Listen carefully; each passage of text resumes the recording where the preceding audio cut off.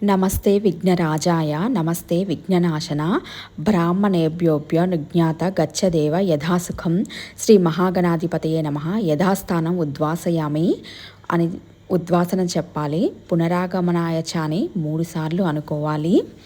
తర్వాత మన దగ్గర ఉన్నటువంటి ఒక కొత్త బకెట్లో వాటర్ అనేది పోసుకొని అందులో మీ దగ్గర ఉన్న తీర్థాల జలాలు కలుపుకోవాలి. నా దగ్గర గంగాజలం, గోదావరి వాటర్ అయితే ఉన్నాయి. అవి 2 అందులో పోసుకొని కుంకుమ, పసుపు, అక్షింతలు, కొన్ని పూలు వేసుకోవాలి. తరువాత గణపతిని మన గుండెలకు హత్తుకొని పిల్లల చేత అయితే నిమజ్జనం చేయించాను. పిల్లలంటే గణపతికి చాలా ఇష్టం.